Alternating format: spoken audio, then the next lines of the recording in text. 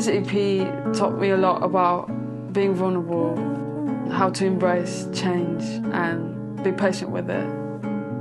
When I wrote it and when I was producing, I felt like a lot around me was changing. I was changing. The way I saw myself was changing. And even though now I realise that that's probably going to keep happening for the rest of my life, and it's a good thing, at the time it definitely felt like something scary. It was a way for me to allow myself to feel everything that I wanted to feel and needed to feel. That's got to be the way to live things. If we don't allow ourselves to feel stuff, then we're not living.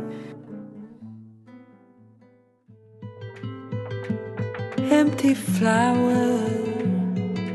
I started playing guitar because my grandpa, he used to play piano a little bit, and he had this really old guitar laying around the house. And I remember, I think I was 7 or 8, I just started playing around with it, and I just loved making weird sounds and noises with it. But I think it was actually when my grandpa, that same grandpa, passed away, that I think that was when I properly wrote my first song. And it's just really interesting and a nice thing. It always, music for me, writing music always came from that place of, this is such a strong emotion. It was the first time I dealt with grief, and we were very close. So it's just so nice that it just always came from that point of, I don't understand, I can't deal with this emotion. So music is just gonna it just felt like a safe way of looking at my own emotions. My family's not musical at all, but everyone loves music. My dad used to explain me the lyrics of songs as we were listening to them, and I felt like maybe that kind of stuck with me.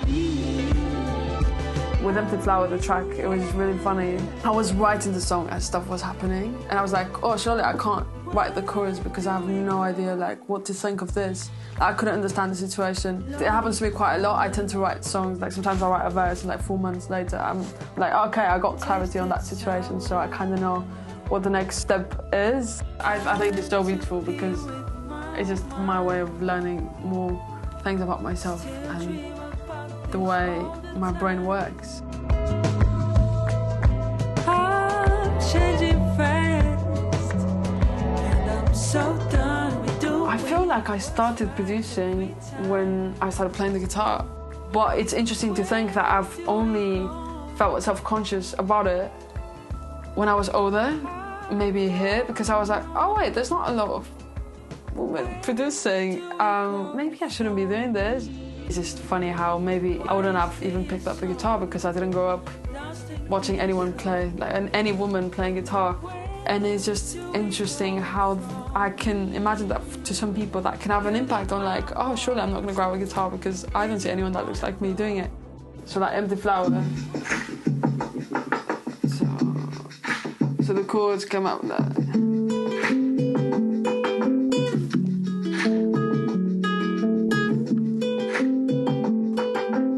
I wrote most of the tracks on top of percussion, which is my favourite thing in this world. I knew that I wanted strings for this track, so I called my friend Femi tomorrow, and he just, I'm really into old school arrangements, and I sent them loads of references, and it just adds to the song. The song wouldn't be the same without. There's something about strings that feels like it's bigger than you. Where do we go? I don't know.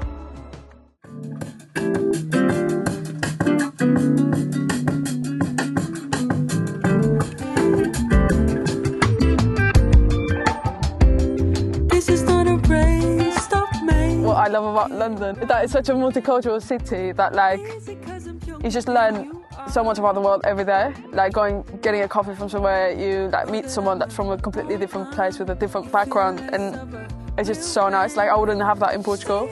I actually feel like I belong somewhere here musically, whereas in Portugal I think people weren't really into the music that I was into.